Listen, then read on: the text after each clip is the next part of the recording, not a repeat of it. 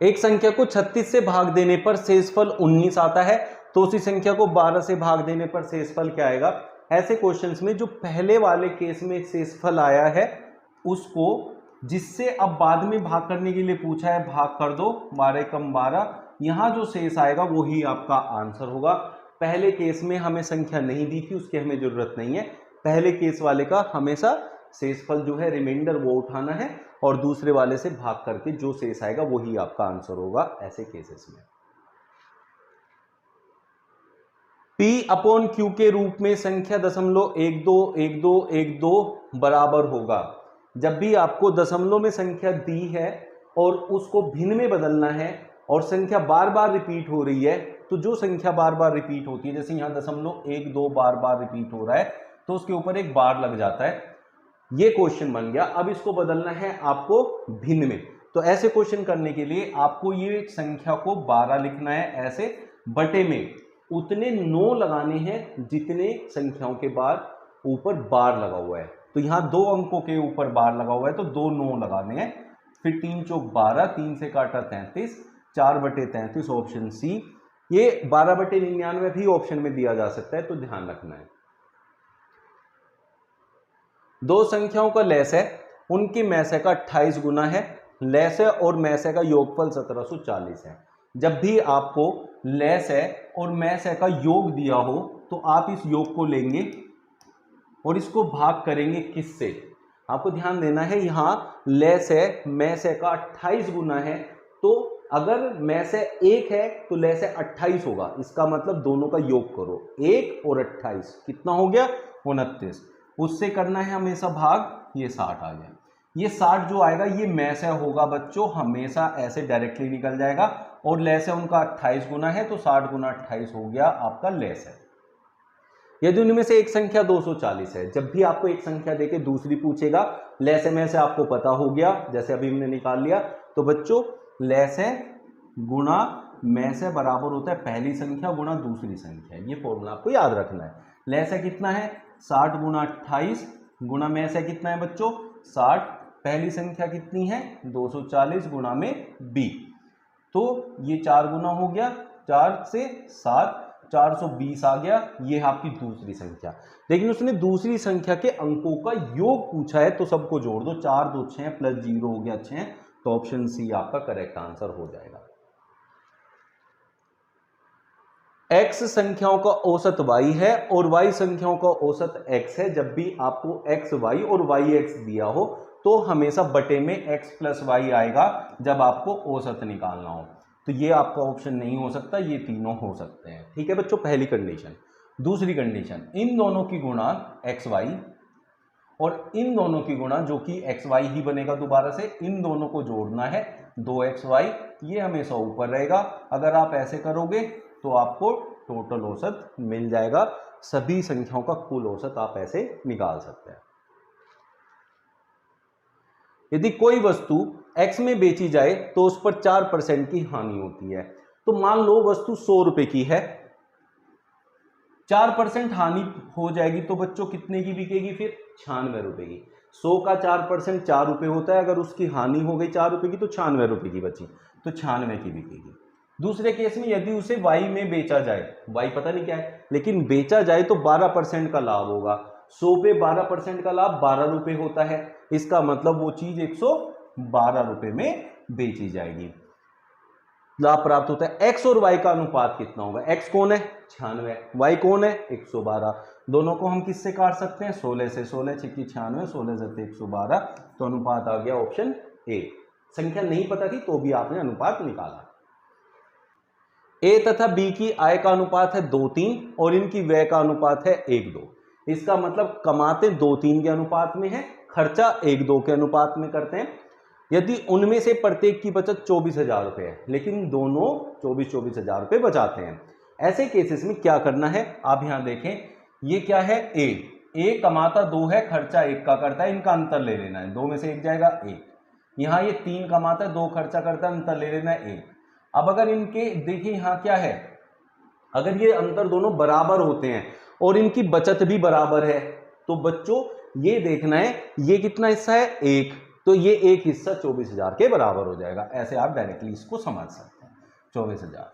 अब वो जो पूछे जितने हिस्से उसके हैं वो आपका आंसर हो जाएगा। क्या ये जो इनमें से प्रत्येक की बचत इतनी है, तो एक ही आय कितनी है, एक ही आय कितनी है बच्चों, 2 हिस्से। तो 2 हिस्से, एक हिस्सा 24,000 है तो 2 हिस्से कितने हो जाएंगे बच्चों, 48,000। तो इस तरीके से आप डायरेक्टली आंसर फाइंड कर सकते हैं ऐसे क्वेश्चन का। एक गाड़ी ए और बी 2 स्थानों के बीच चलती है। जब वह ए से बी तक जाती है तो उसकी औसत चाल 90 होती है, और जब वह बी से ए की वापस आती है तो उसकी औसत चाल 110 होती है। संपूर्ण यात्रा में उसकी औसत चाल क्या होगी। जब बच्चों एक जगह से कोई ट्रेन चलेगी, दूसरी जगह जाएगी, जाते हुए जो उसकी दूरी होगी, अगर आते हुए भी सेम दूरी होगी, तब उसकी औसत चाल पूरी यात्रा के दौरान होगी 2xy बटे में x प्लस वाई। x है जाने की चाल, y है आने की चाल। तो 2 गुना x कितना है बच्चों, 90, गुणा में आना कितना है 110। दोनों का योग नीचे लिखेंगे तो 200 आएगा नीचे। यहाँ 2 जीरो से 2 जीरो कट गई, 2 से 2 11 निन्मे 99 किलोमीटर प्रति घंटा की रफ्तार से औसत चाल उसकी पूरी यात्रा में रहेगी। 25 सेंटीमीटर प्रति सेकंड की गति से चल रही रेलगाड़ी 50 मिनट में कितने किलोमीटर की दूरी तय करेगी। क्या पूछा है, दूरी पूछा है। दूरी होता है बच्चों चाल गुना समय। अब यहाँ सारा खेल क्या है, कन्वर्जन का है, इसलिए क्वेश्चन लिया है। चाल कितनी है 25 और समय कितना है बच्चों 50 मिनट, लेकिन आंसर किस में दिया है, किलोमीटर में। इसका मतलब चाल होनी चाहिए किलोमीटर प्रति घंटा में। उसके लिए अगर मीटर प्रति सेकंड में दिया है तो गुणा कर दो 18/5 से, और मिनट क्या है उसमें किस में बदलना है, घंटे में। 50 मिनट है तो 60 से भाग करके घंटे में बदल जाएगा बच्चों। 60 से भाग किया, 5 से 5 कटा, 18 तो 75 किलोमीटर। तो 75 किलोमीटर की दूरी तय होगी इस केस में। 2600 रुपए को 2 भागों में उधार दिए गए। यदि 5% वार्षिक दर से 5 वर्ष में पहले भाग का साधारण ब्याज और दूसरे भाग का 4.5 वार्षिक की दर से 6 वर्ष का साधारण ब्याज बराबर हो, तो दूसरा भाग कितना है। बहुत आसान सी ट्रिक समझाता हूं आप लोगों को। ये 2600 रुपए 2 हिस्सों में ब्याज पे दिए गए। तो पहले वाले का देखो 5% के हिसाब से 5 साल तक ब्याज मिलेगा, तो 5 पंजे 25% मिलेगा एक तरीके से। तो इसको यहां लिखना है बच्चों। अब इन दोनों की गुणा करो, 4.5 गुना 6 हो गया 27, तो ये 27। इन दोनों को ऐड करना है जो कि 52 बनेगा।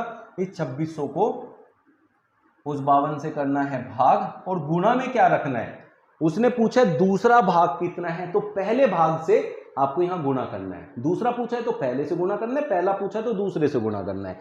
तो यहां दूसरा पूछा है तो पहले से गुणा करना है, जो कि है 25। 52 पंजे 260, 50 25 पंजे 1250 आ गया बच्चों। तो ऑप्शन ए आपका करेक्ट आंसर हो जाएगा।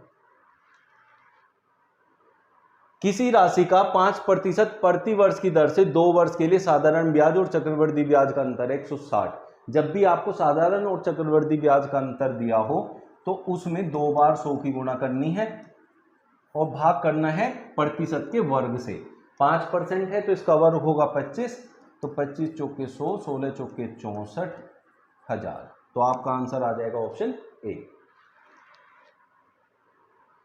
एक साइकिल का पहिया 5000 चक्कर पूरे करके 11 किलोमीटर चलता है।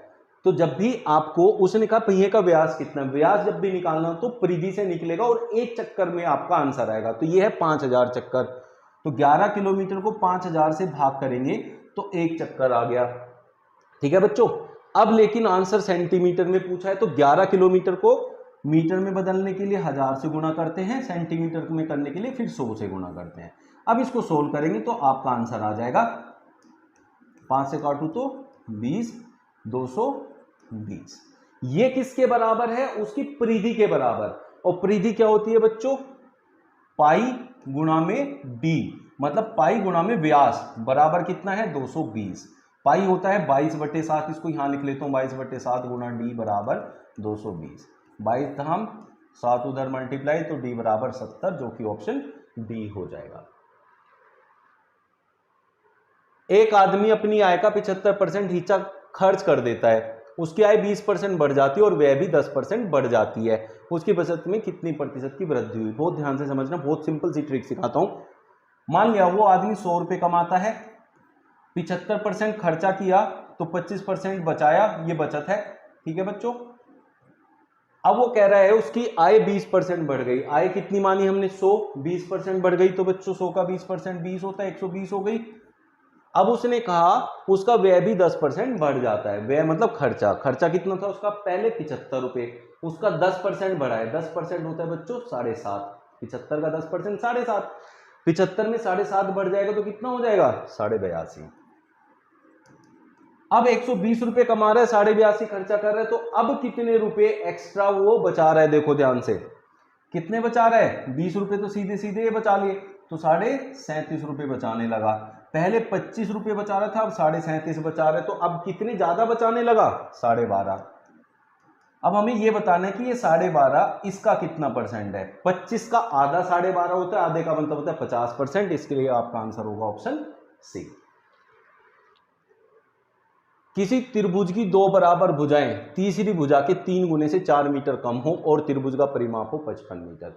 ऐसे क्वेश्चन में हमेशा ऑप्शन का यूज करेंगे, और उसके लिए मैं समझाऊं, उसने कहा परिमाप 55 मीटर होगा। परिमाप होता है बच्चों सभी भुजाओं का योग, तो इसका मतलब तीनों भुजाएं त्रिभुज की जो ऑप्शन में दी है उनको जोड़ के 55 आना चाहिए। जो उनसे ऑप्शन में आएगा वो आंसर होगा। एक से ज्यादा में आएगा तो फिर इस वाली जो कंडीशन को उसको देखेंगे। तो यहाँ 21 दूनी 42 और 9 55 नहीं होता, 22 दूनी 44 9 55 नहीं होता, 10 दूनी 20 9 29 नहीं होता, 23 दूनी 46 9 55। ये आपका आंसर हो गया, विद इन सेकेंड आ गया। पहली कंडीशन अगर फुलफिल करनी है तो देखो उसने कहा दो बराबर भुजाएं तीसरी भुजा के 3 गुने 9 27 से 4 कम हो। देखो आ गया। अगर एक से ज्यादा ऑप्शन मैच करेंगे तो फिर ये लगा के देखेंगे किस ऑप्शन में फिट हो रहा है। एक व्यक्ति धारा के अनुकूल एक नाव को 4 घंटे में 18 किलोमीटर चलाता है, तो ऐसे केस में पहले चाल निकाल लो। चाल क्या होती है? दूरी बटे समय। तो बच्चों 18/4, 2 9 18, 2 दूनी 4, 9/2 मतलब 4.5। ये हो गई उसकी चाल, जब वो धारा के साथ जा रहा है 4.5 की स्पीड से जा रहा है। अब ये प्रतिकूल आने में 12 घंटे लेता है, लेकिन कितनी दूरी चलेगा? अब भी 18 ही चलेगा। 18/12, 6 दूनी 12, 6 18, दैट इज 1.5। अब आपसे कह रहे हैं धारा की चाल। जब भी बच्चों आपको जाने की चाल पता हो और आने की पता हो, उन दोनों को आपस में माइनस करके अगर आधा करोगे तो धारा की चाल आ जाएगी। तो इन दोनों को माइनस करा तो कितना आया? 3, उसका आधा करेंगे तो 1.5, 1.5 है धारा की चाल। ऐड करके आधा करोगे तो नाव की चाल आएगी। 160 मीटर और 140 मीटर लंबी 2 रेलगाड़ी समांतर रेल पथों पर विपरीत दिशाओं में 77 और 67 की स्पीड से चल रही है। जब भी ट्रेन एक दूसरे को विपरीत दिशा में क्रॉस करे तो हमेशा जो उनकी रिजल्टेंट स्पीड होगी, मतलब जिस स्पीड से आपको आंसर निकालना है, वो दोनों ट्रेन की स्पीड को जोड़ कर आती है। तो यहाँ 77 को और 67 को जोड़ेंगे तो 144 किलोमीटर प्रति घंटा की रफ्तार यूज करनी है आपको। लेकिन यहाँ जो दूरी है वो दूरी उन दोनों की लंबाई को जोड़ना पड़ेगा, चाहे वो विपरीत हो चाहे एक दिशा में जा रही हो, तो दूरी तो हमेशा जुड़ के ही आएगी। तो इन दोनों को जोड़ूं तो कितना आएगा बच्चों? 300 मीटर। अब ये क्या है आपका? दूरी, ये चाल है। अब समय पूछा है, समय बराबर क्या होता है? दूरी बटे चाल, दूरी बटे में चाल। लेकिन बच्चों चाल किलोमीटर प्रति घंटा में है, ये मीटर में, और आंसर सेकंड में है, तो इसको मीटर प्रति सेकंड में बदलेंगे, जो कि 5/18 से गुणा करना पड़ेगा, तो 18 ऊपर चला जाएगा। अब ये कितना हो गया बच्चों? 6 से 6 18, 6 6 9 54, 6 दूनी 12 सॉरी, और 6 चौक 24, 24 3 8 24, 4 दूनी 8, 4 से काटूँ तो 4 7 28, 4 5 20, 15/2 7.5, जो कि ऑप्शन बी में आपका मिल गया। a बराबर 7 - 4√3, तो √a + 1/√a का मान पूछा है। जब भी आपको a का मान दे और √a + 1/√a का मान पूछे, यहां बीच में अगर प्लस है तो इसमें से पहली संख्या लेनी है, उसका डबल कर दो, जो आएगा हमेशा उसमें 2 ऐड करना है, उसका रूट आपका आंसर होगा ऑप्शन सी। जब भी यहां प्लस दिया है तो पहली संख्या का डबल करना है, अगर यहां माइनस दिया है तो दूसरी संख्या का डबल करके और उसमें 2 ऐड करके आंसर आएगा। फिर ये ऐसे करना।